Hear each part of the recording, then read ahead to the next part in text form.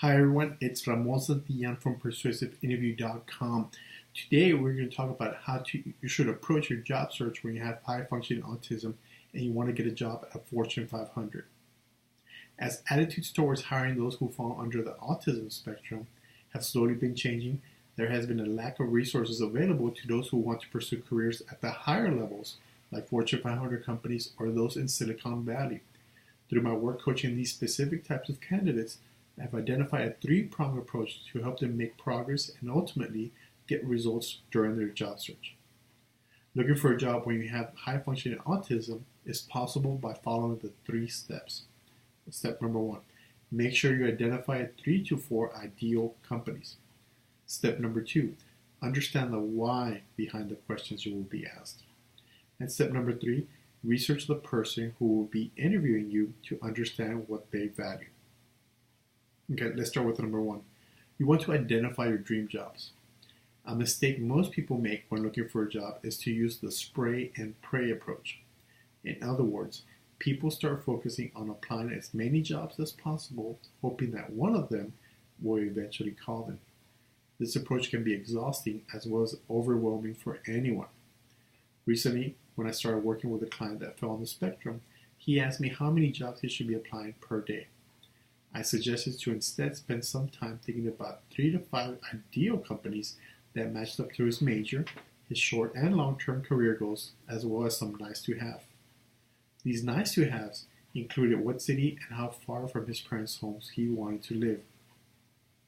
Instead of applying to 10 jobs a day until he got a call back, he was able to more effectively use his time and apply to the companies he sincerely wanted to work at. Focusing his time and energy allowed him to spend the extra time needed on his applications to make sure they were producing the results we wanted, which was interviews. This strategy paid off. Soon after, my client was able to get 3 interviews and 2 job offers, including one as a software engineer at a Fortune 500 company. Not only that, but by identifying his nice-to-haves from the beginning, his top choice was a company that was 30 minutes from his parents' home and in an area where he was familiar with the support systems available to him. It was far enough away from home where he could ease himself into living in an apartment on his own, but close enough to home in case he needed extra help. Okay, the other thing people need who are under the spectrum, who are interviewing, they need to understand the why behind the what.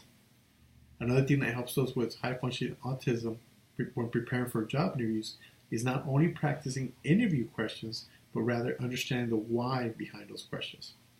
Those who are neurotypical may think that questions like, tell me about yourself, or even, what kind of salary range are you looking at, are useless and may answer them abruptly, or worse yet, not at all. This can be done in 2 ways. First, create an interview theme. Similar to an avatar, an interview theme helps during preparation by allowing you to create the type of persona you want to project during the interview. You determine the theme by figuring out what the employer is looking for and how you want to present yourself. If you want to be seen as a software developer who is a self-starter, we want the interview theme to touch on the summer project you did on your own. If you want to be seen as a software developer that works great on teams, then we want to make sure we talk about your experiences working with teams and how you influence and help the team reach its goals. By knowing what the employer is looking for, based on your research, and creating the interview theme, you'll have an easier time coming up with answers to any question you get asked. The second part is understanding why these questions are being asked. Your job during the job interview is to answer questions in a way that sells your skills and abilities and makes you look like the most likable person out of all the candidates. For example, when you get asked, tell me about yourself, they're not really interested in a complete rundown of your resume. They're asking this question because they want to get a better feel of how you interact with people, and if you can be concise with your answer. Another typical question, what is your biggest weakness? The real reason behind this question is to find out if you are self-aware and if you work towards correcting those weaknesses. Imagine how you would look if you say you didn't have any weaknesses, or that you haven't taken any steps to correct those weaknesses. Saying you don't have any weaknesses makes you sound egotistical, and saying that what your weaknesses are without presenting a plan to correct them makes you sound aloof. Instead of Instead, bring out a weakness, how you identified it, and the steps you've taken to correct it. Okay, pre-interview the interviewer. That's the third step. When meeting someone new, I always recommend everyone, particularly those that have high-functioning autism, to research the people who will be interviewing them. Doing this research helps you be prepared by knowing more about the other person. Although using LinkedIn is a good start, you can take your research deeper by reviewing their social media accounts and using Google to find out more about them. Knowing more about the interviewer also helps reduce some of the anxiety that often occurs when meeting someone you don't know. John, a client of mine, used this strategy and found out that the assigned interviewer liked trail running, a pastime that my client also enjoyed, and he brought up the topic into the conversation. John was able to establish a good rapport with his interviewer. The last 20 minutes of a 60-minute interview was spent talking about different trails near the office.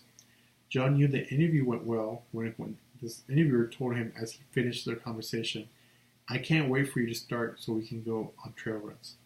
Less than a week later, he received a position at the company. In conclusion, by breaking down the process, those with high-functioning autism can make their job search process less daunting and more fruitful.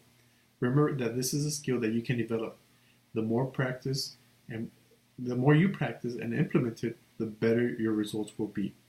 Again, thanks again for listening to this video or watching it. If you have any questions, feel free to reach out to me. Go to persuasiveinterview.com and let me know what your thoughts are and what kind of questions I can answer for you.